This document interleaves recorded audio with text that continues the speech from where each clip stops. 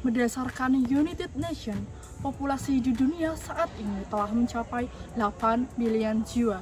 Sedangkan Indonesia merupakan negara dengan populasi terbesar keempat di dunia atau sekitar 275,5 juta jiwa atau menyumbang sekitar 3,45% populasi penduduk di dunia.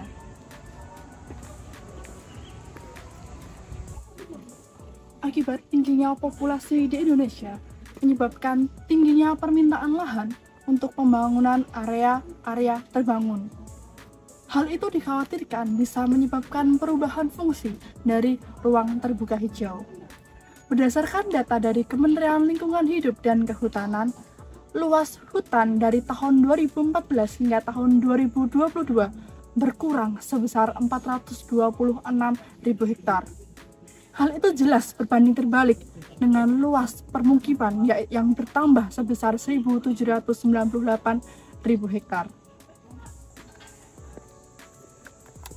Berkurangnya lahan terbuka hijau dapat menyebabkan masalah serius, yaitu perubahan iklim akibat pemanasan global.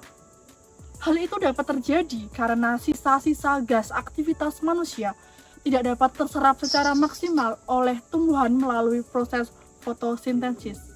Sebaliknya, sisa-sisa gas tersebut terperangkap di atmosfer atau sering disebut dengan greenhouse effect atau gas rumah kaca.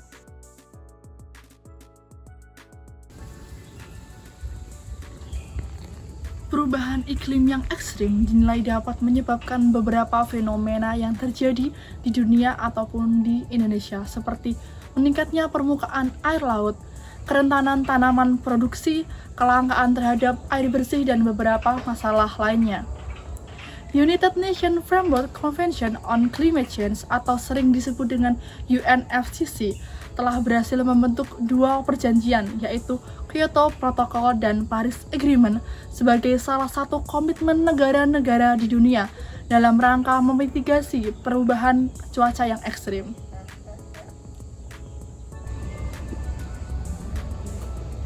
Salah satu hasil dari perjanjian tersebut adalah mekanisme perdagangan karbon atau carbon trading. Lalu, apa langkah pemerintah dalam rangka menindaklanjuti perjanjian tersebut? Perkenalkan, saya Gladys Ananda Hermawan dari Sekolah Tinggi Pertanahan Nasional yang akan menjelaskan bagaimana peran pemerintah Indonesia melalui Kementerian Agraria dan Tata Ruang dalam rangka memitigasi perubahan lingkungan melalui carbon trading. Dalam esai saya yang berjudul Peran Sertifikat Hutan Kota dalam Upaya Penyimpanan Cadangan Karbon. Protokol Kyoto memiliki tujuan untuk menurunkan kadar emisi dengan cara menciptakan proyek-proyek pengurangan emisi. Sedangkan Perjanjian Paris merupakan langkah baru untuk menunjukkan komitmen negara-negara di dunia dalam kegiatan perdagangan karbon yang telah ditentukan melalui Nationally Determined Contribution atau sering disebut dengan NDC. Indonesia menyatakan turut berperan dengan menetapkan nilai NDC sebesar 29% dalam target sebelum tahun 2030. Yang kemudian diikuti oleh penetapan Peraturan Presiden Nomor 98 Tahun 2021 tentang penyelenggaraan nilai ekonomi karbon untuk mencapai target kontribusi nasional.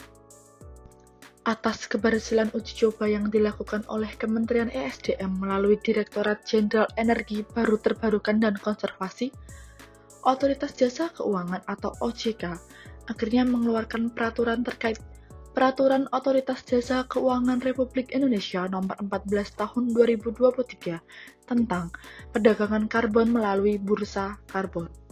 Mengingat terlibatnya peran dari beberapa badan dan instansi yang ada, akan dijabarkan bagaimana peran dari Kementerian Agraria dan Tata Ruang atau ATR BPN dalam rangka mempersiapkan keikutsertaan aktif Indonesia.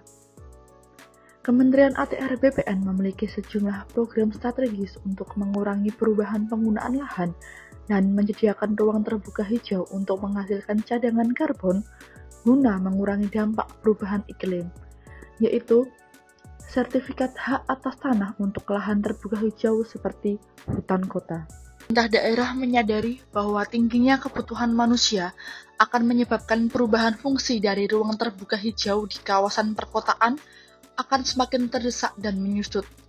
Maka dari itu, penyediaan hutan kota diharapkan dapat mengurangi dan memitigasi terjadinya perubahan fungsi lahan, terutama ruang terbuka hijau.